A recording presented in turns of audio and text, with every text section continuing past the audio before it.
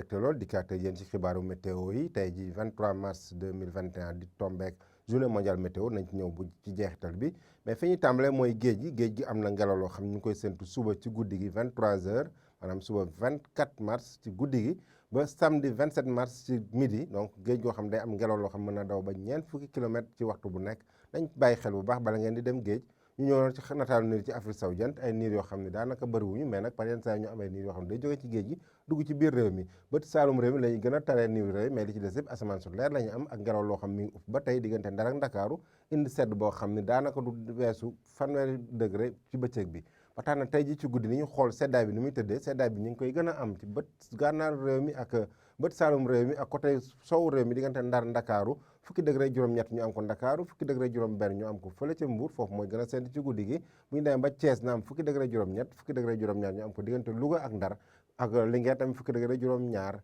li ci des yëpp ñaar fukki degré lu tegal la ñu am diggante digg réew mi na am ñaar fukki degré si Sédhiou Kaolack ba côté Fatick ñaar fukki degré ñu am ko Diourbel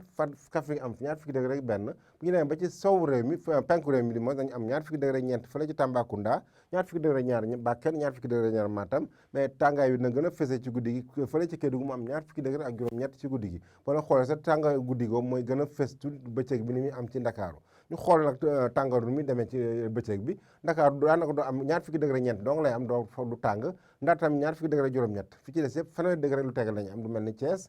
fële ca Mbour ñu am fanweeri degré ak juróom-ñaar fanweeri degré ak juróom-ñett ñu am ko fële ca Saint-Louis ca Ziguinchor du moins bu ñu demee ba ci digg réew nag tàngaay bi na commencé wàlle bu baax parce que ñeent fukki degré am nañ ko diggante Kaffrine ak Kaolack ñeent fukki degré benn ñu am ko fële ca Sédhiou Kolda am ñeent fukki degré ñaar ñeent fukki degré ñaar ñu am ko Kaffrine tàngaay bi ba tey mi ngi fi ci côté penku réew mi ñeent fukki degré ñaar ñu am ko Tambacounda ñeent fukki degré benn ñu am ko Kédougou raw gàddu gi nag Matam la am ñeent fukki degré ñett foofu mooy gën a tàng ci bëccëg bi Bakel am ñeent fukki degré ñaar donc asamaan si na fenk bu baax ci bëccëg bi mbokk yi nag ñu nañu tëj tuuti bulletin bi fàttali woon nag journée mondiale météo tey ji 23 mars ñu màggal journée mondiale météo mu nekk bis bu mag parce que li ñuy wax mooy asamaan si ak nu maanaam océan bi maanaam géej gi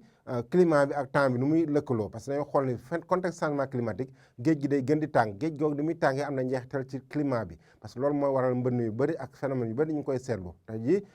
journée mondiale météo loolu lañ ko tuddee ñu ngi leen dox di daje ba suba ak jàmm wasalaam